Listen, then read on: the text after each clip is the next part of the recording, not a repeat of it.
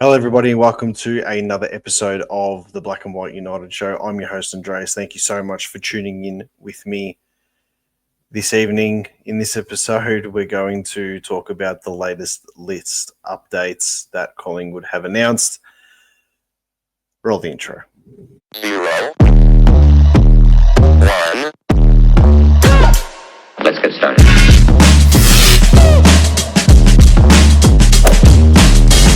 So it's been a sad day, an expected day at Collingwood. We thought the announcements were probably going to happen yesterday at 10:30 when the meetings were told. However, we have two of a potential, four that we're waiting on decisions on, and this is obviously in regards to Mason Cox and Tom Mitchell, two 2023 Premiership heroes at Collingwood.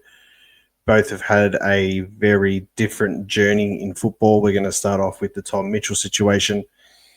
Tom Mitchell was drafted to Sydney. Didn't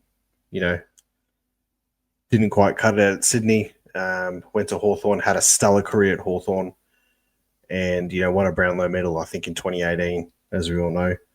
And then obviously fell out of favour with Sam Mitchell and the system of playing the young kids. And you saw Jaeger O'Meara leave. Tom Mitchell left, and there was a bit of a clean out there. And we were lucky enough in the last half an hour or last 15 minutes of, I'm pretty sure it was the 2022 trade period, we were able to pick him up. He was in America, I think, at the time. Remember when he posted a video saying, how happy he is to be at Collingwood. He was still wearing his Hawthorn shorts when that happened. But,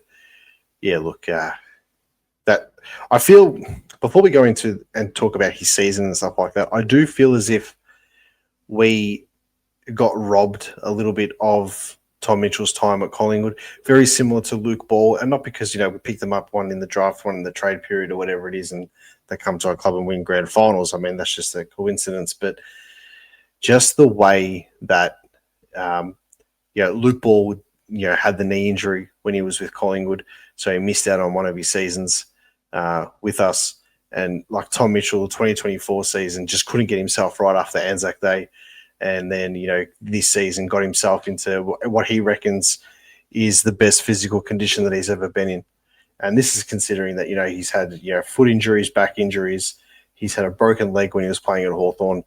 So he's been put through the ringer. And to get himself into peak physical condition at the start of the season and pretty much be, what some would consider a walk-in start, I had him sort of, on the bench in my best 23 before he was injured. And then when he was injured, obviously I had him out. But, to stuff his foot up in pre-season this season really sort of put a damper on everything. But his comeback was sensational.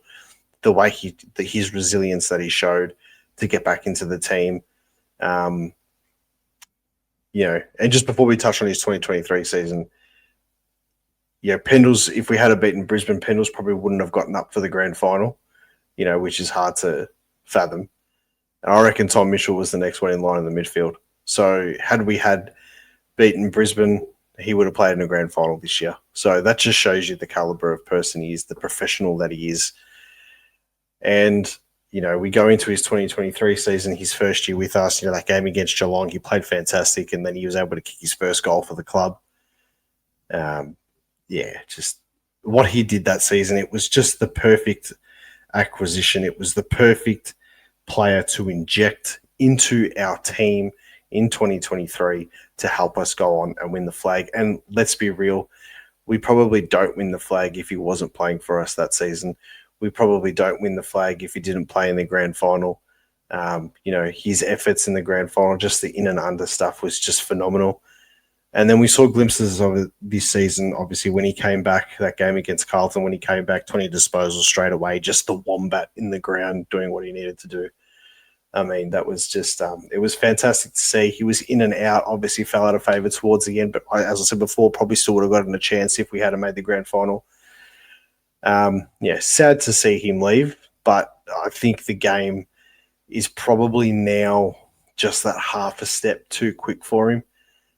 With that being said, I really do hope he gets another chance somewhere and doesn't call it quits, even though it will be at his fourth club, even if it's for a season or something at like an Essendon or a Richmond.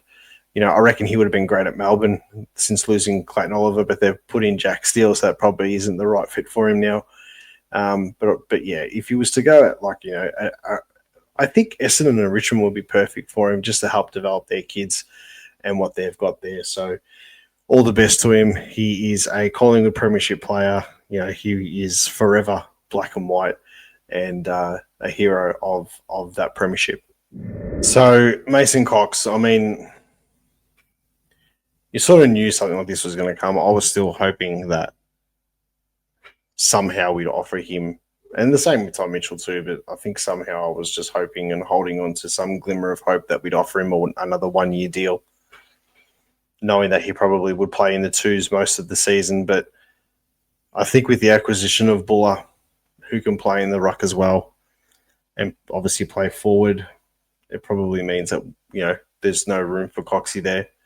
And also, trying to get someone like a Charlie West into the side now that Checkers is gone also. So I understand the logic, and I understand the the method behind the madness there. But it's just I just feel for him because he has copped so much from not Collingwood fans, maybe towards the end a little bit, but just the football public in general have ridiculed him, have put him through the ringer, all because he's come to play the game and he wasn't born with the skill or the knowledge that even kids that my kids age, like my son's age at 9 and stuff, who's playing under 9s at the moment, don't have that fundamental set when they play the game. Everything is learnt, and the good part about that is you bring him into the system back in 2015, pick 60 in the rookie draft. He was actually developed under Fly when Fly was development coach. I think he was development coach back then. So the good part about that is you don't actually have these bad habits from a kid that bleed into sort of like your game style and, your skill set. He had to learn everything. So he was taught everything correctly and he just had to learn it. So, he wasn't the most skillful footballer, let's be real, but his height and obviously, I had to say with the basketball background, blah, blah, blah. But, just the tap work that he provided for us was, I think, and I will go out and say this, I think he's the best tap ruckman Collingwood's had since I've been watching football. And this is like going into the early 90s. Monkhurst was a great tapman, don't get me wrong. Darren Jolly was a fantastic tap ruckman. Brodie Grundy was an all-round good ruckman. We've had, Fanning, we've had, Jared Witts, who, now has become a fantastic ruckman after he left the club. And I can go through the whole list, but just purely based on body-on-body contact and tap work, I just think he is the best that we've had. Structurally, I've said this for the past 12 months on this channel. When Mason Cox played in our team, we were a much harder team to beat. Structurally, what he did for Darcy Cameron, we're going to struggle to find that. We've got to pick up a ruckman, basically his height, who's really good at the tap work, and I don't see that happening. We can go back and we can look at, moments he's had, the classic ones. Obviously, the Richmond prelim final in 2018 was, probably single-handedly the greatest prelim performance of all time, arguably anyway, but definitely from a Collingwood perspective. His first goal, 2016, Anzac Day in his first game, Darcy Moore gets the ball and, hits him on the chest. What's that, 40 metres out, pretty much directly in front, puts it through, crowd goes wild. I remember that like it was yesterday. Yeah, he's been fantastic for us. 139 games from a person who never knew what the sport was. We can't, take what he's given our football club for granted. We're going to miss it there's going to be times we're going to be like, oh shit, we're getting smashed in the ruck. Geez, Mason Cox would be good coming in now, and even and he kicked 100 and I think it was 127 goals he kicked from 139 games. I mean, that's a pretty decent effort from a guy who's never kicked a footy before. 2018 prelim final, amazing. Kicks his first goal on Anzac Day in front of almost 100,000 people. Kicked a really important goal in the last quarter of the 2018 grand final. And that documentary that they did, that sort of mini doco they did that year, was just phenomenal. And, Anthony Rocker finished it and said, it could have been better. Imagine if we won. Fast forward a few years later, and we did. And this guy's become a premiership player. We don't win the grand final. I know I said this about Mitchell, but we don't win that grand final without Mason Cox's last quarter effort in the ruck. That was just the most underrated performance of the day. I think, all the hype about, Billy Frampton going on Harris Andrews and, those the Pendlebury goal from Bobby Hill's kick, Bobby Hill dominating, just all these little things here and there. But, I mean, you look at two plays in the grand final. I mean, Mason Cox, just continuous, tap ruck work and his presence that day in the grand final. Then you look at Tom Mitchell getting that free kick for the high tackle right at the dying minutes. Without those two scenarios, we're still waiting for a flag. So that's how important these two players were for our football club, especially Mason Cox over the journey and what he was able to provide. And we are going to miss it. And people can comment and say what they want about him, people from other clubs are going to say, yeah, good riddance, see you later, blah, blah, blah. But, I mean, most of this crap's coming from Carlton supporters and from Essendon supporters that haven't seen a premiership cup since the VHS days. So I really wouldn't take what they say, too seriously. I think one of the thing I wanted to say about Mason Cox was probably one of the most underrated performances as well. Was in 2020 we played an elimination final against West Coast, and that was the dirty pies. That was fly in, fly out, don't train. Your club rooms are there, lock them up. This is that, blah blah blah. But you can't come. Certain areas you got to fly back straight away. It was just written in the stars that we were going to win that game, and everyone wrote us off basically. And Mason Cox goes in and kicks the first 3 goals of the game. And, people are thinking, having flashbacks of 2 years ago, like, oh God, is this what's going to happen? He was fantastic that day. That's probably the most underrated finals wins that we've had in a long, long time. I put that up there with the 2008 elimination final against Adelaide, sorry.